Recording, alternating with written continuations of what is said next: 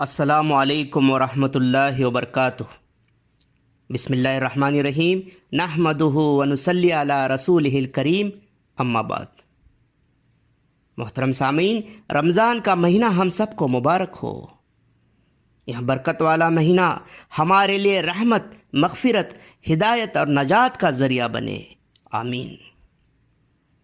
اس مبارک مہینے سے پورا فیض حاصل کرنے کے لیے ہمیں چھوٹی چھوٹی غلطیوں سے بھی بچنا ضروری ہے، مگر کچھ ایسی غلطیاں ہیں جو بر صغیر کے اکثر لوگوں سے اس مہینے میں ہوتی ہیں۔ عام تو عام، خاص لوگوں سے بھی، بڑے بڑے اسکالرز سے بھی یہ غلطیاں ہوتی ہیں۔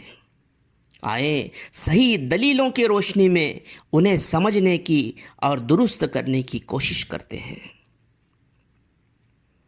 ایک غلطی ہے سحری اور افطار کے دعا کی، جو ہر جگہ زور زور سے پڑھائی جاتی ہیں، اشتہاروں میں سحری افطار کے ٹائمنگ والے پیمفلیٹس میں چھپوائی جاتی ہیں اور جو عام چلن بن چکی ہیں۔ سحری کے لیے دو دعاؤں کا عام چلن ہے۔ ایک دعا ہے اللہم اصوم غدا لک فاغفر لی ما قدمت وما آخرت۔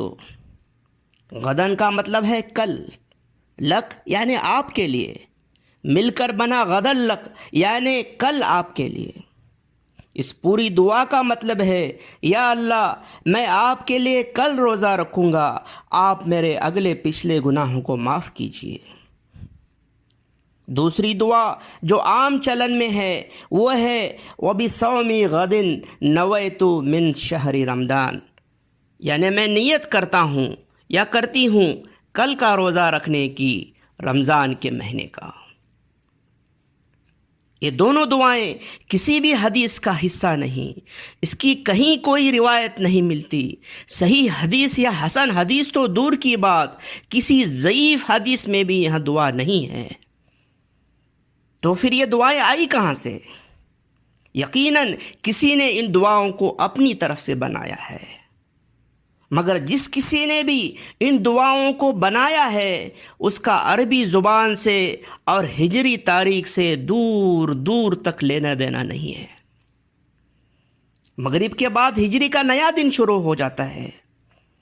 ان دعاؤں کو پڑھنے والا شخص سحری تو آج کے روزے کے لیے کھا رہا ہے اور نیت کل کے روزے کی کر رہا ہے، آج کا روزہ بغیر نیت کا۔ کتنی عجیب بات ہے۔ اگر رمضان کے آخری روزے کی سحری کھا رہا ہو تو نیت عید الفطر کے دن روزہ رکھنے کی کر رہا ہے، جبکہ عید کے دن روزہ رکھنا حرام ہے۔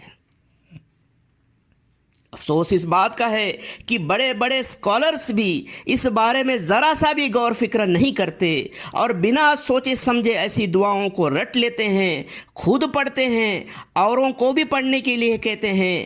بڑے بڑے نامور عالمی ادارے بھی ایسی دعاؤں کو اپنے ایپ کے ذریعے پھیلاتے ہیں، اخباروں، اشتہاروں، پیمفلیٹ پر چھپواتے ہیں۔ دراصل سحری کے لیے نیت کی ایسی کوئی بھی دعا حدیث میں موجود نہیں ہے، کیونکہ یہاں آپ صلی اللہ علیہ وسلم اور صحابہ رضی اللہ عنہم کا طریقہ نہیں ہے، جو دل میں نیت کرتے تھے اور بسم اللہ کہہ کر سحری شروع کرتے تھے۔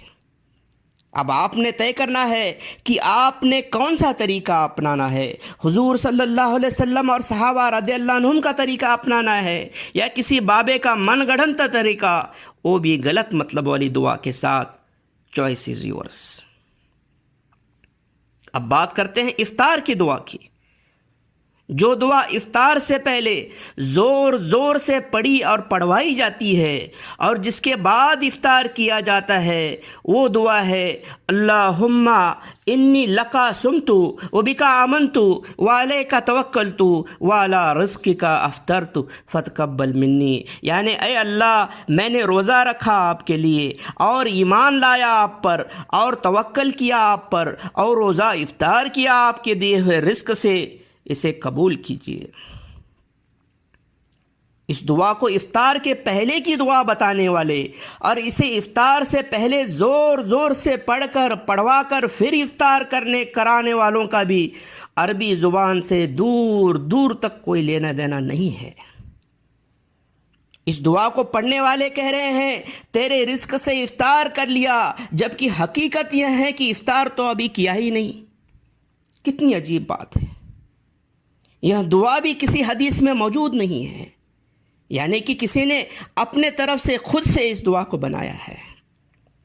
ایک ضعیف حدیث کو توڑ مروڑ کر یہ دعا بنائی گئی ہے۔ وہ ضعیف حدیث سنن ابو داؤد حدیث نمبر 2358 میں ہے، جس کے راوی حضرت معاذ ابن زہرہ رضی اللہ عنہ ہیں کہ آپ صلی اللہ علیہ وسلم جب افطار کر لیتے تو کہتے اللہم لک صمت وعلی رزقک افطرت، یعنی یا اللہ میں نے آپ کے لیے روزہ رکھا اور آپ کے دیے ہوئے رزق سے افطار کیا۔ اس ضعیف حدیث کے مقابلے ایک صحیح حدیث ملتی ہے جس کے راوی حضرت عبداللہ ابن عمر رضی اللہ عنہ ہیں، جو سنن ابو داؤد حدیث نمبر 2357 میں ہے کہ آپ صلی اللہ علیہ وسلم افطار کرنے کے بعد یہ دعا پڑھتے ذهب الظما وابتلت العروق وثبت الاجر انشاءاللہ۔ ذهب الظما یعنی پیاس چلی گئی، وابتلت العروق یعنی رگیں تر ہو گئی، وثبت الاجر یعنی اللہ کے بارگاہ میں ہمارا اجر پکا ہو گیا۔ ثبت یعنی ثابت ہونا، پکا ہونا، انشاءاللہ یعنی پیاس چلی گئی اور رگیں تر ہو گئی، اور انشاءاللہ اللہ کی بارگاہ میں ہمارا اجر پکا ہو گیا۔ محترم سامعین، آپ صلی اللہ علیہ وسلم اور صحابہ رضی اللہ عنہم کا طریقہ یہ ہے کہ سحری اور افطار کے پہلے نیت کی کوئی دعا نہیں۔ سحری کی نیت دل میں کرے، پھر بسم اللہ کہہ کر سحری شروع کرے، اور افطار کے وقت بھی بسم اللہ کہہ کر افطار کرے، چونکہ سحری سے پہلے کا وقت اور افطار سے پہلے کا وقت دعا کی قبولیت کا وقت ہے، اس لیے ہمیں اس وقت میں خوب دعائیں مانگنی چاہیے، خوب استغفار کرنا چاہیے۔ افطار کرنے کے بعد دعا پڑھے ذهب الظما وابتلت العروق وثبت الاجر انشاءاللہ۔ رمضان میں ہونے والی دوسری بڑی غلطی تراویح میں تیزی سے قرآن مجید مکمل کرنے کے چکر میں قرآن کی ہونے والی توہین، بے حرمتی ہے، جس کی میری ڈیٹیل تقریر اسی چینل پر موجود ہے۔ ایسی پڑھائی سے نیکی نہیں بلکہ گناہ ملنے کے، اور انعام نہیں بلکہ سزا ملنے کے خطرات بڑھ جاتے ہیں۔ اس لیے ہمیں قرآن مجید کو اس کے احترام کے ساتھ، تجوید کے احکام کے ساتھ دھیمے دھیمے آہستہ پڑھنا چاہیے، بھلے پھر اس سے قرآن مجید مکمل ہونے میں دیری ہی کیوں نہ ہو، کیونکہ سورہ المزمل سورہ نمبر 73 آیت نمبر 4 میں ارشاد باری تعالیٰ ہے ورتل القرآن ترتیلا، یعنی دھیرے دھیرے آہستہ آہستہ ناپ تول کر قرآن مجید کی تلاوت کرو۔ رمضان سے متعلق کئی لوگوں نے سوال پوچھتے رہتے ہیں، اور عام لوگوں کی رہنمائی ہو اس لیے ان میں سے کچھ کو یہاں بتانا میں ضروری سمجھتا ہوں۔ کچھ لوگ تراویح کی نماز پڑھ کر ہی سو جاتے ہیں، روزے کی نیت کر لیتے ہیں، کھا لیتے ہیں اور سو جاتے ہیں، پھر صبح ہی اٹھتے ہیں، پوچھتے ہیں کیا ان کا روزہ ہو گیا؟ روزہ تو ہو گیا مگر کمیاں رہ گئی۔ روزہ اس لیے ہوا کیونکہ صحیح بخاری کے پہلے نمبر کی حدیث ہے جس کے راوی حضرت عمر ابن الخطاب رضی اللہ عنہ ہیں کہ آپ صلی اللہ علیہ وسلم نے فرمایا انما الاعمال بالنیات، اما تمام اعمال کا دار و مدار نیت پر ہے، اس لیے روزے کی نیت کی ہے اور روزہ توڑنے والے کوئی کام بھی نہیں کیے ہیں تو پھر روزہ تو ہو گیا۔ کمیاں اس لیے رہ گئی کیونکہ صحیح بخاری حدیث نمبر 1923 اور صحیح مسلم حدیث نمبر 2549 میں حضرت انس بن مالک رضی اللہ عنہ سے روایت ہے کہ آپ صلی اللہ علیہ وسلم نے فرمایا سحری کھاؤ کیونکہ سحری میں برکت ہے۔ آپ نے وقت پر سحری نہیں کھائی تو برکت سے محروم ہو گئے۔ طبرانی میں ابو درداء رضی اللہ عنہ سے روایت ہے کہ آپ صلی اللہ علیہ وسلم نے فرمایا سحری دیر سے کھانا اور افطاری میں جلدی کرنا یہاں انبیاؤں کا طریقہ ہے، یعنی جو لوگ آخری وقت تک سحری نہیں کھاتے وہ انبیاؤں کے طریقے سے اور اس سے ملنے والے اجر سے محروم ہو جاتے ہیں۔ مگر کچھ لوگ ایسے بھی ہیں جو انبیاؤں کے طریقے پر چلنے کی غرض سے افطار میں اتنی جلدی کرتے ہیں کہ سورج غروب ہونے کا بھی انتظار نہیں کرتے، اس طرح اپنا روزہ ضائع کر لیتے ہیں، کیونکہ صحیح بخاری حدیث نمبر 1954 اور صحیح مسلم حدیث نمبر 2558 میں حضرت عمر بن الخطاب رضی اللہ عنہ سے روایت ہے کہ آپ صلی اللہ علیہ وسلم نے فرمایا افطار کے لیے سورج کا غروب ہونا شرط ہے۔ ایک بھائی نے پوچھا کہ اذان سنتے ہی کیا کھانا پینا بند کرنا چاہیے؟ جیسا کئی جگہ ہوتا ہے، اذان آ رہی ہے تو فوراً ہاتھ سے گلاس چھین لیا، پانی کا، چائے کا جو کپ ہے وہ فوراً نیچے رکھ دیا۔ سنن ابو داؤد حدیث نمبر 2350 میں راوی حضرت ابو ہریرہ رضی اللہ عنہ سے صحیح روایت ہے کہ آپ صلی اللہ علیہ وسلم نے فرمایا تم میں سے کوئی جب فجر کی اذان سنے اور کھانے پینے کا برتن اس کے ہاتھ میں ہو تو اسے اپنی ضرورت پوری کیے بغیر نہ رکھے۔ اس کا مطلب یہ ہے کہ ہاتھ میں اگر کوئی برتن ہے اور ابھی کھانے پینے کی حاجت ہے تو جلدی جلدی اس حاجت کو پورا کرے، مگر یہ بھی نہیں کہ کافی دیر تک کھاتے رہے۔ ایک بھائی نے سوال کیا کہ افطار کا وقت ہوا ہے، پاس میں کھجور نہیں ہے مگر کچھ ہی پل میں پہنچنے والے ہیں، آن دا وے ہیں، تو کیا افطار کر لیں یا کھجور آنے کا انتظار کریں؟